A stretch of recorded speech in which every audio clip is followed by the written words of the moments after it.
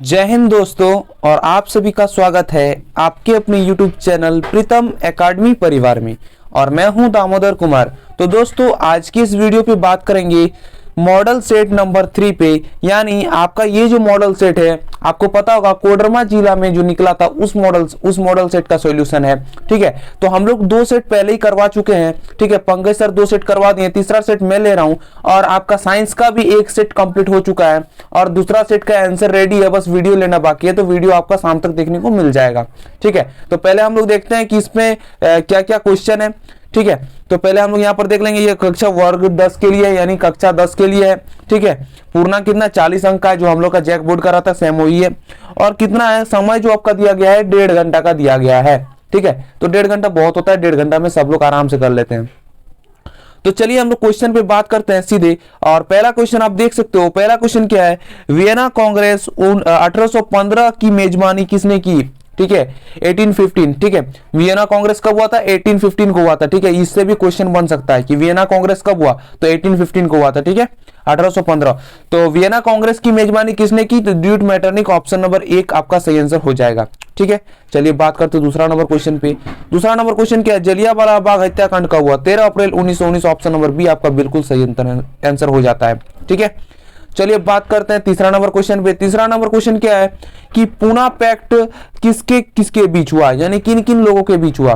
ठीक है, कभी भी कोई बैठक होता है तो एक लोगों के बीच नहीं होता है, उनके पास 2 लोग होता है, 2 से अधिक लोग होता है। तो पूना पैक्ट जो हुआ था वो किसके किसके बीच हुआ था, तो गांधी जी और अंबेडकर के बीच हुआ था। ठीक है, ये आपका सही आंसर हो जाएगा। चलिए चौथे नंबर क्वेश्चन पे बात करते हैं। चौथा नंबर क्वेश्चन क्या, अफ्रीका में रिंडर पेस्ट मैस्वी प्लेग यानी मैस्वी प्लेग नामक बीमारी कब फैली, तो कब फैली ये मेरे दोस्तों, इसका आंसर क्या हो जाएगा, ऑप्शन नंबर सी आपका आंसर हो जाएगा 1890 के दशक में। ठीक है, 1890 के दशक में ये फैला था।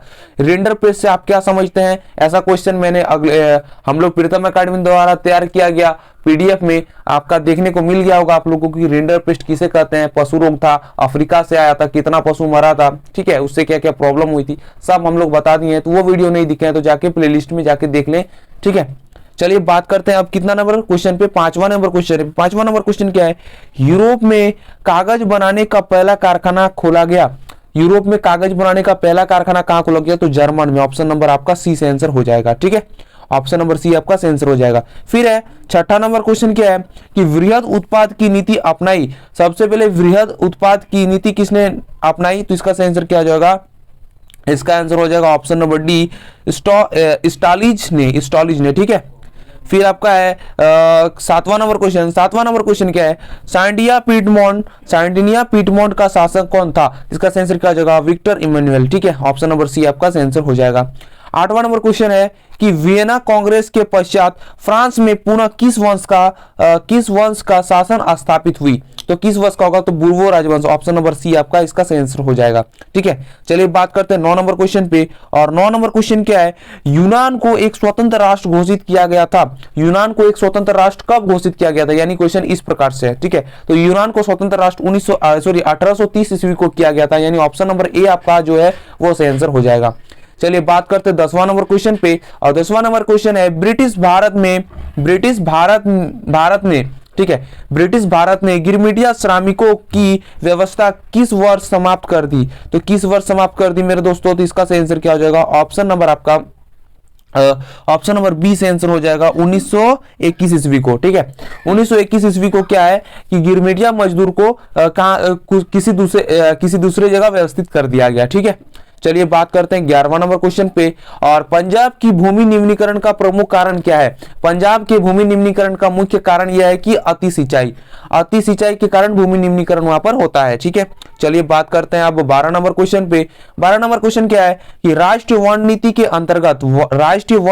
अंतर्गत कितना प्रतिशत भौगोलिक वन क्षेत्र वंचित है, कितना भौगोलिक क्षेत्र वंचित है, तो मेरे दोस्तों इसका सही आंसर क्या हो जाएगा, ऑप्शन नंबर आपका सी 33%। 33% जो वन है वो सुरक्षित है। ठीक है, यही क्वेश्चन पूछा, पहले 29 था, अभी 33 है। ठीक है, चलिए बात करते हैं 13 नंबर क्वेश्चन पे। 13 नंबर क्वेश्चन है कि कौन सी संस्था पौधे और प्राणियों को विभिन्न श्रेणियों में बांटती है, माने श्रेणी में बांटती है। एक जैसे बाघ का अलग श्रेणी हो गया, पेड़ कोई देवदार वृक्ष है तो देवदार वृक्ष का अलग श्रेणी हो गया, मतलब श्रेणियों में बांटता है, ठीक है। तो इसका सही आंसर क्या हो जाएगा, ऑप्शन नंबर आपका बी से आंसर हो जाएगा IUNC, ठीक है। IUNC इसका सही आंसर हो जाएगा। इसका फुल फॉर्म आपको कमेंट सेक्शन में बताना है, जिनको नहीं पता कमेंट कीजिएगा, ये कमेंट सेक्शन में आपको बता दिया जाएगा, ठीक है। चलिए बात करते हैं 14 नंबर क्वेश्चन पे। 14 नंबर क्वेश्चन क्या है कि हीराकुंड बांध किस नदी पर बनी हुई है, और इसका सही आंसर क्या हो जाएगा, महानदी, यानी ऑप्शन नंबर बी आपका सही आंसर हो जाएगा, ठीक है। चलिए बात करते हैं 15 नंबर क्वेश्चन पे। निम्न में से कौन सा प्राचीन जल संग्रह तकनीक नहीं है, इसका सही आंसर क्या हो जाएगा, गुल या कुल, ऑप्शन नंबर आपका बी से आंसर हो जाएगा, ठीक है। चलिए बात करते हैं 16 नंबर क्वेश्चन पे, और 16 नंबर क्वेश्चन क्या है, रेशम कीट पालन को क्या कहते हैं, जिसका सही आंसर क्या हो जाएगा, सेरीकल्चर, ऑप्शन नंबर ए आपका सही आंसर हो जाएगा, सेरीकल्चर, ठीक है। चलिए बात करते हैं 17 नंबर क्वेश्चन पे। वह प्राकृतिक समरूप तक जिनकी एक निश्चित आंतरिक संरचना है कहलाती है, तो क्या कहलाती है, इसका सही आंसर क्या हो जाएगा, खनिज। जब भी बोलेगा कि इसकी एक निश्चित आंतरिक संरचना, ठीक है, समरूप है और निश्चित आंतरिक संरचना जिसकी होती है वो खनिज होती है, ठीक है। तो ऑप्शन नंबर आपका ए सही आंसर हो जाएगा। चलिए बात करते हैं अब 18 नंबर क्वेश्चन पे। 18 नंबर क्वेश्चन है कि वस्त्र, चीनी तथा वनस्पति तेल जो वृक्ष से क्वेश्चन को मैं फिर से पढ़ता हूं कि वस्त्र, चीनी तथा वनस्पति तेल जो कृषि से अपना कच्चा माल तैयार करते हैं कहलाते हैं, तो क्या कहलाते हैं मेरे दोस्तों, इसका सही आंसर आपका हो जाएगा कृषि आधारित उद्योग, ठीक है। ऑप्शन नंबर सी आपका सही आंसर हो जाएगा, कृषि आधारित उद्योग। चलिए बात करते हैं आप कितना नंबर क्वेश्चन पे, 19 नंबर क्वेश्चन पे। दो देशों के मध्य व्यापार को क्या कहते हैं, तो इसको क्या कहेंगे, अंतरराष्ट्रीय व्यापार, ठीक है। दो देशों के बीच, दो शहरों के बीच बोलेगा तो उसको बाजार बोलेंगे, लेकिन दो शहरों के बीच बोलेगा तो अस्थायी व्यापार होगा, ठीक है। लेकिन आपका यदि दो देशों के बीच बोला जाए तो क्या होगा, अंतरराष्ट्रीय व्यापार। अपने देश को छोड़कर किसी दूसरे देश की बात की जाए और दोनों का लेन देन हो तो उसको अंतरराष्ट्रीय व्यापार कहेंगे। अंतरराष्ट्रीय व्यापार किसे कहते हैं, आपका क्वेश्चन 2 नंबर में दे सकता है, तो आप इस प्रकार से लिख सकते हो, ठीक है। चलिए बात करते हैं 20 नंबर क्वेश्चन पे। 20 नंबर क्वेश्चन क्या है कि भारत का सबसे प्राचीन कृत्रिम बंदरगाह कौन है। भारत का सबसे प्राचीन जो कृत्रिम बंदरगाह है वो क्या है, चेन्नई पतन, ठीक है, चेन्नई पतन, यानी ऑप्शन नंबर आपका बी से आंसर हो जाएगा, ठीक है। चलिए बात करते हैं अब 21 नंबर क्वेश्चन पे। 21 नंबर क्वेश्चन क्या है कि 1970 से 1993, ठीक है, 1970 से 1993 के बीच बेल्जियम के संविधान में कितने बार संशोधन की गई, और ये क्वेश्चन बहुत ही वीवीआई इंपॉर्टेंट क्वेश्चन है, बहुत ही वीवीआई में बोल सकता हूं, तो इसका आंसर क्या हो जाएगा, 4 बार संशोधन किया गया था। तो आपको ऑप्शन नंबर कौन सा सही आंसर हो जाएगा कि ऑप्शन नंबर सी आपका सही आंसर हो जाएगा, 4 बार, ठीक है। चलिए बात करते हैं 22 नंबर क्वेश्चन पे। 22 नंबर क्वेश्चन है कि सत्ता के क्षैतिज वितरण से आपका क्या तात्पर्य है। सत्ता के क्षैतिज वितरण से आपका क्या तात्पर्य है, तो इसका आंसर क्या होगा, कार्यपालिका, विधायिका और न्यायपालिका, ठीक है। सत्ता का जो क्षैतिज वितरण करता है, कौन करता है, तो ये सत्ता का जो क्षैतिज वितरण होता है उनके बीच में किसके किसके बीच होगा, तो कार्यपालिका, विधायिका और न्यायपालिका, इनके बीच क्षैतिज वितरण होता है, किसका, सत्ता का क्षैतिज वितरण होता है, ठीक है। चलिए बात करते हैं अब 23 नंबर क्वेश्चन पे। 23 नंबर क्वेश्चन है कि राज्य पुनर्गठन आयोग की रिपोर्ट कब लागू की गई। राज्य पुनर्गठन आयोग का रिपोर्ट कब लागू किया गया, तो इसका सही आंसर क्या हो जाएगा मेरे दोस्तों, इसका सही आंसर हो जाएगा 1956, यानी ऑप्शन नंबर बी आपका सही आंसर हो जाएगा, ऑप्शन नंबर आपका बी सही आंसर हो जाएगा, ठीक है। चलिए बात करते हैं अब 24 नंबर क्वेश्चन पे। 24 नंबर क्वेश्चन है कि भारत में राजनीतिक दल को मान्यता कौन देती है। भारत के राजनीतिक दल को मान्यता कौन देती है, तो इसका आंसर क्या हो जाएगा, ऑप्शन नंबर सी, चुनाव आयोग, ठीक है, चुनाव आयोग इसको मान्यता देती है। चलिए बात करते हैं 25 नंबर क्वेश्चन पे। ऐसे सरकार जो एक से ज्यादा राजनीतिक दलों से मिलकर बनती है क्या कहलाती है, इसका आंसर क्या हो जाएगा मेरे दोस्तों, इसका आंसर होगा ऑप्शन नंबर सी, गठबंधन सरकार। एक से अधिक जब दल मिलकर एक किसी राजनीतिक दल का निर्माण करते हैं तो उसको क्या बोलते हैं, गठबंधन सरकार बोलते हैं। और 2 नंबर में आपको क्वेश्चन देखने को मिल सकता है, लिखने जो आपका उत्तर पुस्तिका में लिखना होगा कि गठबंधन सरकार से आप क्या समझते हैं, उदाहरण दे, तो फिर आपका देना पड़ेगा। और यदि आपको सिर्फ पूछ दे गठबंधन सरकार किसे कहते हैं, तो ये आपका क्या, सिर्फ आप इसको लिख सकते हो कि ऐसे सरकार जो एक से ज्यादा राजनीतिक दल से मिलकर बनती है गठबंधन सरकार कहलाती है, बात खत्म, ठीक है। तो यहां भी मैंने आपको ये बता दिया ताकि यदि एग्जाम में पूछ दे तो आप प्रॉब्लम में ना फंसो, ठीक है। चलिए 26 नंबर क्वेश्चन को देखते हैं। कौन सा तरीका, ठीक है, तरीक नहीं है, कौन सा तरीका होगा। ठीक है, कौन सा तरीका किसी लोकतंत्र में राजनीतिक सुधार को लेकर बेहतर है। ठीक है, राजनीतिक सुधार को लेकर बेहतर है। यहाँ पर लरेन हो गया है, तो लरेन नहीं होगा, लेकर होगा। ठीक है, कौन सा तरीक नहीं है, यहाँ पर तरीका होगा। ठीक है, कौन सा तरीका किसी लोकतंत्र में राजनीतिक सुधार को लेकर बेहतर है, तो इसका सही आंसर क्या हो जाएगा। ऑप्शन नंबर आपका डी से आंसर हो जाएगा, सुधार के लिए कानून बनाना। ठीक है, सुधार के लिए कानून बनाना, ये आपका सही आंसर हो जाएगा। चलिए बात करते हैं 27 नंबर क्वेश्चन पे। बेल्जियम में जल युद्ध किसके खिलाफ था। बेल्जियम में जल युद्ध था, वो किसके खिलाफ था मेरे दोस्तों। इसका सही आंसर क्या हो जाएगा। ऑप्शन नंबर आपका ए से आंसर हो जाएगा, पानी की निम्नीकरण के खिलाफ। ठीक है, पानी के निम्नीकरण के खिलाफ था, निजीकरण, सॉरी निम्नीकरण नहीं, निजीकरण, पानी के निजीकरण के लिए ये लड़ा गया था। कौन सा, जल युद्ध। चलिए बात करते हैं 28 नंबर क्वेश्चन पे। लोकतंत्र सरकार होती है, लोकतंत्र सरकार क्या होती है, तो उत्तरदायी भी सरकार होती है, जिम्मेदार भी होती है और वैध भी होती है, यानी ऑप्शन नंबर डी आपका सही आंसर हो जाएगा, उपयुक्त सभी। ठीक है, चलिए बात करते हैं 29 नंबर क्वेश्चन पे। केंद्र और राज्य के बीच होने वाले विवाद को निपटाता है, कौन निपटाता है। केंद्र और राज्य के बीच होने वाला जो ये होता है उसको कौन निपटाता है, इसका सही आंसर क्या हो जाएगा। ऑप्शन नंबर आपका न्यायपालिका, ऑप्शन नंबर आपका डी से आंसर हो जाएगा। ठीक है, ऑप्शन नंबर आपका डी से आंसर हो जाएगा। चलिए बात करते हैं कितना नंबर, अब बात करेंगे आपका 30 नंबर क्वेश्चन पे। भारतीय संविधान में अनुकूल भाषा का अनुकूल भाषा जो है वो कितना है। ठीक है, भारत संविधान में अनुकूल भाषा कितना, मतलब कितना भाषा को वहां पर सम्मिलित किया गया है, कितना भाषा को रखा गया है, तो इसका सही आंसर क्या हो जाएगा, 22। ऑप्शन नंबर आपका ए होगा, 22 भाषा को सम्मिलित किया गया है। ठीक है, चलिए बात करते हैं 31 नंबर क्वेश्चन पे। 31 नंबर क्वेश्चन है, नेपाल में सन 1906 में अप्रैल माह, ठीक है, नेपाल में 1906 में अप्रैल माह में आंदोलन का कारण क्या था।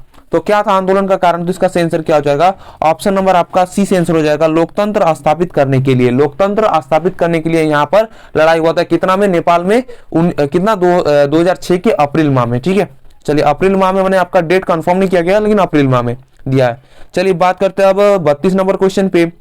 एक उद्योगपति के लिए विकासात्मक लक्ष्य क्या है, मैंने उसको विकास करने के लिए उसका लक्ष्य क्या है उद्योगपति का, तो इसका आंसर क्या हो जाएगा। ऑप्शन नंबर आपका सी से आंसर हो जाएगा, अधिक बिजली की प्राप्ति करना। आप बोलोगे ये तो गलत बुझा रहा है, क्योंकि बेहतर मजदूरी भी हो सकता है, फसल की उचित मूल्य भी हो सकता है, लेकिन यहाँ पर पूछा उद्योगपति। देखिए ध्यान दीजिएगा, उद्योगपति बोला है, ना कि किसान बोला है। यदि यहाँ पर रहता है कि एक किसान के लिए विकासात्मक लक्ष्य क्या है, इसका आंसर क्या हो जाएगा, उपयुक्त सभी होता है, इनमें सभी। लेकिन यहाँ पर उद्योगपति पूछा है, इसीलिए आपका ऑप्शन नंबर सी से आंसर होगा, अधिक